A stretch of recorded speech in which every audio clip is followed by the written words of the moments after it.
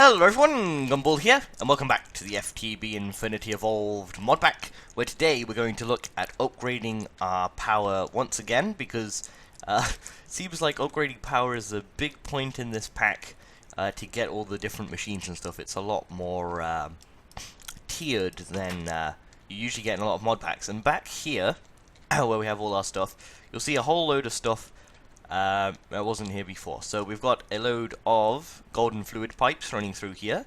I've finished off the reactor by adding these access hatches, adding some, let's quickly go to reactor, adding some of these reactor chambers, which are just lead plates and machine casings, so that we get more room in the reactor for more uranium and stuff. Some redstone engines, a Stirling generator, a fluid heat generator, and I have this here set up for making a certain fluid we're going to have a look at today. And the reason I've got all this set up is because you can upgrade your reactor to take liquid coolant, which is what we're going to make in here, from wherever the source of it is, into the reactor. The reactor will then generate heat units, and then it will export, well over here we'll suck out, and we have a fluid ejector upgrade. It will suck out the heated coolant into the fluid heat generator. This will make heat, which will go into the Stirling generator to produce EU. So what we're going to want to do is, first off, we're going to want to put these down correctly, and wondering how we do that. Do we shift right click? Oh, okay. We're going to want to get this in the right place. So I want to click from the bottom. That's what I want to do. I'm going to shift right click with my wrench on the bottom, and now it's on top. Stick this on top, and I want to shift right click with my wrench on the top. And those two were what look like copper coils are now touching each other, and this is going to connect them together. Next thing we're going to want to do is turn on these redstone engines. We're going to want to have them running while the whole reactor is running, and these will just let these pipes bring fluid out. I temporarily moved the transfer node over beneath the fluid solid canning machine so we can put water into it. And all we need to do now is give it power and some of this lapis lazuli dust in this fluid enrichment mode to do what? And I've forgotten to do something over here that we'll have to do in a minute. To make coolant, that's what it is. Where did that connector go? There it is. Just missing one thing, and those are the fluid cells. So let's see. Coolant cells require... Okay, a coolant cell is just an empty cell, I believe. Wait, no, how are we going to make coolant? Maybe we just do give it power. Let's try that first. So we'll hook these up with some copper wire coils, like so. And is this making coolant? This is making coolant, and this should get pumped out pretty quickly by our Buildcraft pipes. There's a coolant, there it is draining out, and we should see it fill up these pipes, and it's showing going up here, but it should all go into here. So we've got 500 millibuckets, 505. Yeah, this is all draining back out. Is it going that way though? This is the only problem with this system. It's going to want to go this way. Does Buildcraft pipes have a way of blocking that? Buildcraft pipe plug? That might be what we need. I think we have some of these, but let's see. Gravel and cobblestone. 2 cobblestone and a piece of gravel.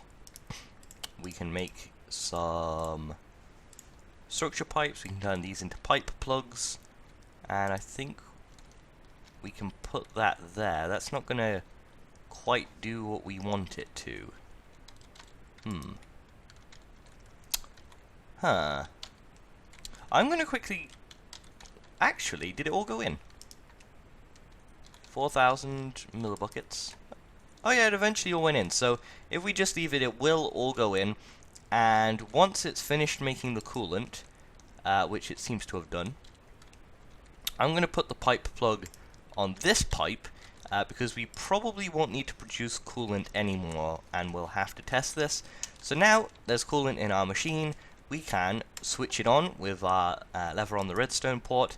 This is starting to make heat units, and we should see heated coolant. And this should make its way into the fluid heat generator. This is the wrong machine. Oh shoot, let me turn this off. I think I've made the wrong machine, because if I remember in my testing, it was something slightly different. Let's quickly check industrial craft. Let me make sure I got the right thing. Industrial craft. It's one of these. It's definitely a fluid generator. Fluid heat generator makes the most sense, but that has a power output. Is that the right one? I would think so. There is the semi-fluid generator. I'm going to quickly check my creative world, because this doesn't seem to be filling up. Not sure why. And then I'll come back and see if I can get it to work. Okay, so I went into my creative test world and found out that I had the wrong machine. So you actually want the liquid heat exchanger. I don't know how I ended up with the wrong one, but this will accept IC2 hot coolant. I've also put a fluid ejector upgrade in here. And before we continue, we're going to want to switch the reactor back on. But I also did a test to find a good design for our reactor, and I found that this one here turns out really well. The original one we had is really bad for this. And also I seem to notice that this fluid reactor might not be as good as a normal reactor, so I'll have to test that as well. Though it may be safer, I don't know. But what we're going to do is turn this back on, and we should start to generate a good amount of coolant per tick. I'm going to put in these heat conductors in the liquid heat exchanger. This here will fill up with power. This will pump the coolant back into the machine, and hopefully that'll keep a steady amount in there. Now I'm going to want to go and grab my cables and cable connectors, and I'm going to want to connect this there. Sure. Am I going to want to do that? What's this powering, by the way? This isn't using power, this isn't using power, this isn't, and this isn't. And this is losing power. If I disconnect this, this is losing power. If I disconnect these, it's not losing power, it's something over here. I honestly don't know what. Does the ore washing plant continuously sap power? I don't know. But we're going to want to connect these before this fills up with coolant. Let's break this lever. We don't want to connect these actually, we want to connect this somewhere else, so let's do it on top. We can now put this lever here and start pumping coolant again. This is quite full, and we don't want it to overfill, I don't think. Come on, get pumping. This could be a problem. But this is definitely making power. It's going really fast, which is really good. Bear in mind that we do have 4 fuel rods in here now. This is starting to fill up again. This is keeping kind of balanced. Let's see. 1,600 to 700. Seems to be sticking there. These pieces are changing durability, but they shouldn't break. Oh, everything has gone down actually. 240. That's seemingly sticking there. 480. No, everything seems okay. 48. 824, 712, 696, 872. It seems to be alright, but I will have to keep an eye on this to make sure it doesn't explode. Hopefully none of the parts will break, but this is looking a bit low, so I will have to look that up.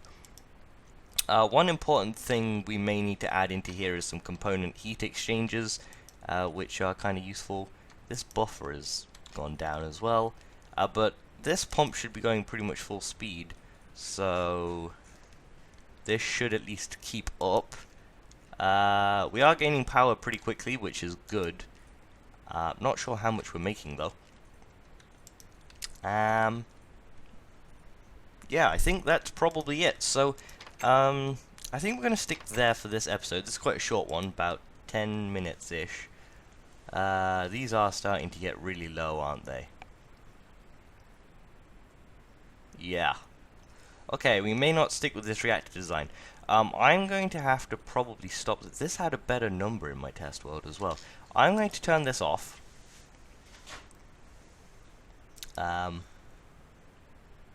This should output all of that coolant over time. Continue generating power. I'm going to leave that turned off, and I think between episodes I'll keep you updated on that. I'll probably end up changing the setup we've got there.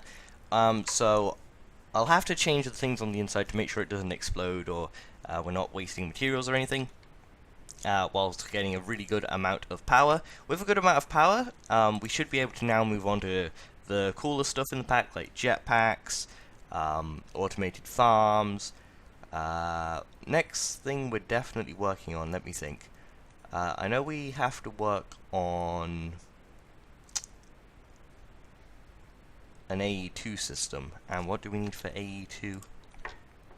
We're going to end up having to work on automation of enderium and plutonium. That's where we're trying to get to. A really good high-speed way of generating plutonium and iridium, and that's what we need the reactor for, just generating enough of that.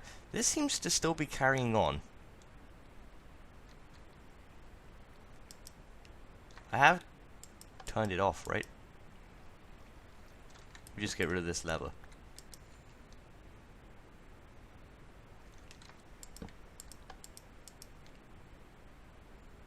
I don't know how to turn this off. I think this is currently broken.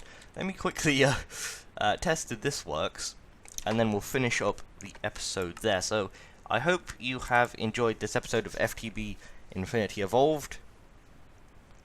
If you have, don't forget to leave a like. Let's know that you did, and that you'd maybe like to see some more. Definitely a shorter one, with not the best of results, but it's taken me a long time to get all these materials today.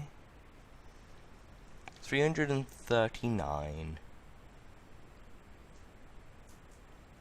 Cannot be used in fluid reactor. Shoot. Okay. I'm gonna take... Oh, whoops.